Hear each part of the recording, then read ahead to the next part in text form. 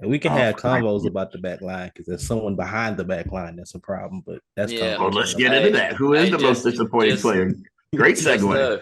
know my dream, that was like one of my dreams things that I wrote down in my notes. I was like, dream off season.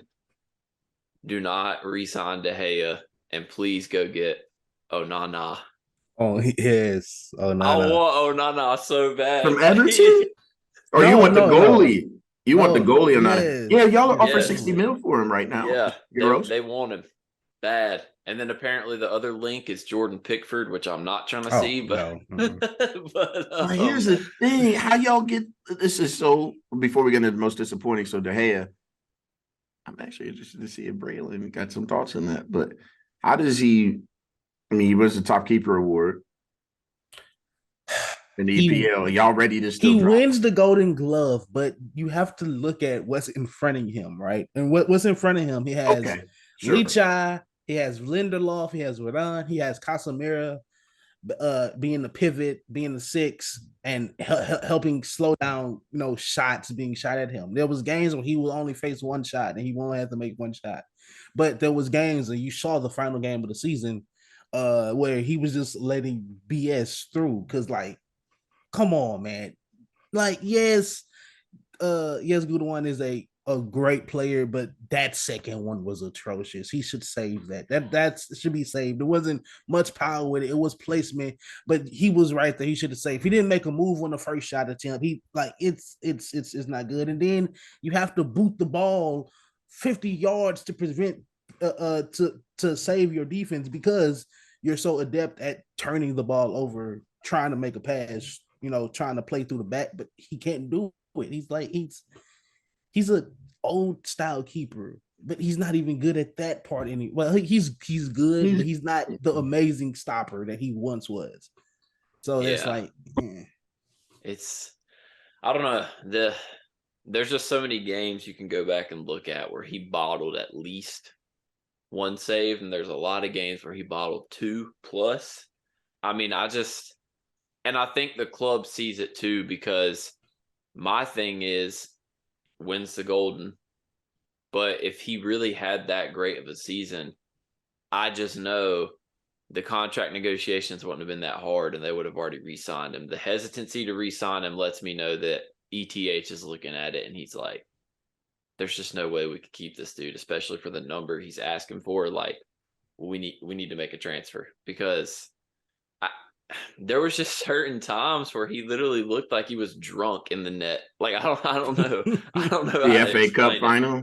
The FA Cup final. I was wondering. I'm like, that the that game did wonderful start. day, that wonderful day in London, which I know we all remember, losing to Brentford, and the way he just folded, like the man melted. He just was nothing. He was just there to be there at that point. It was like, okay, it was pretty bad. It was atrocious. I was like, yeah, we made it's time to go. You're a legend. You're a club legend. Thank you for your decade of service, bro. But like at this point, you're hurting us right now. Sadly, Yeah, I hate to say it. Love David De Gea, but it's time.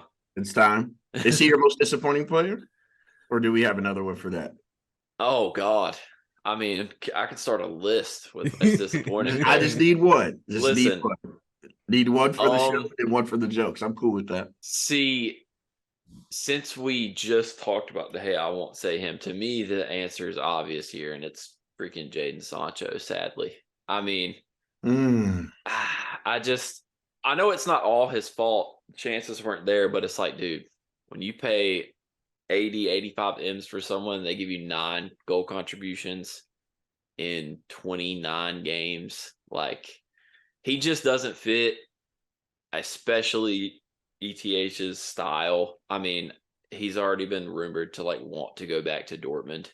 And honestly, I I was hyped when we signed on the transfer to bring him in. I was like, oh my god, like this is one of the brightest young players on England's national squad. Like we are getting an absolute gem here. I almost had not the same level of hype, but just the Dortmund England comparison. It was similar to Jude.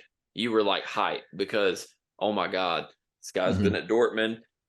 He's a young England guy. He's a stud. And then he comes over and he was just never able to break through the wall. He was never able to really put his footprint in the rotation all the time. He was never really able to get on ETH's, like, I don't know if you say good side, but it just never worked out. And it's sad because I do like him a lot, but it's bad, man. You got to give me more than 9 goal contributions. That wasn't good enough.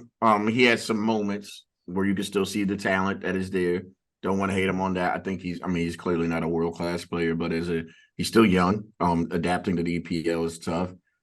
But Jacob, you make a lot of good points, man. This is by far the biggest offseason of his career, and I know I'm not trying to put him in a box quite yet, but it's because ETH is not waiting for him to get there because there's trophies and there's 4 competitions of like where United has already shown you that they're capable of competing in 4 competitions, but he's got to strengthen the squad so that therefore they are in finals like they were in Carabao, like they were in FA Cup. And the squad depth needs to be there. We don't know what's going on with Greenwood. We'll talk about that. But y'all just need attacking players who can put the ball in the back of the net outside of Rashford, because we see what happened with his little injury spell or when he wasn't himself. So that's a good call, man. B Reed, what's up, baby? So you gave me the task to come up with one disappointing player. That's tough with United. He That's what I'm said saying. it's tough. It's really tough. I'm glad you're so aligned. But he said Sancho. I'm gonna go with the guy that probably was overhyped this year. Paid 100 million for the man. I was hoping for more from Anthony.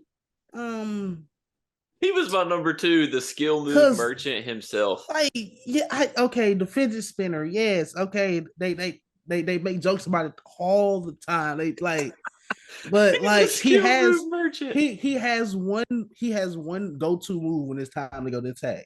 That's cut in on the left foot, try to bend it around the goalkeeper on far post.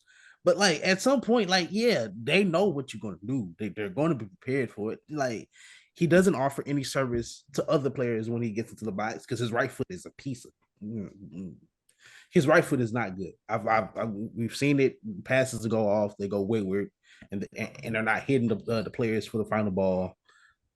Man, yeah, I expected way more, but then like it's not just Anthony, because you can talk about plays in the midfield. You can talk about, of course, Harry Maguire always. You can talk about you can talk about Van de Beek not being healthy. That's a disappointment. You can talk about all of the McTominay. It's so many. The club, there's so many players that should not be on United, but they are on United. Yeah, I don't know. Man, that was too funny because it was basically a coin flip between Sancho and the skill move merchant himself. So I'm Anthony. He Oh man, it's hard to get even. It's hard. I'm to gonna get have some started on belief in him. him. I'm gonna have some belief in him because Eric Ten Yeah, Hag wanted him. Ten Hag wanted Anthony. And it's hard to adapt to the Premier League in that first year, like unless you are world class. Like it's just tough. Like I mean, a young brother like him, he needs to get in the weight room a little bit. I mean, you could be blessed and have Kerry De Bruyne, deliver you passes. Yeah, that's very true.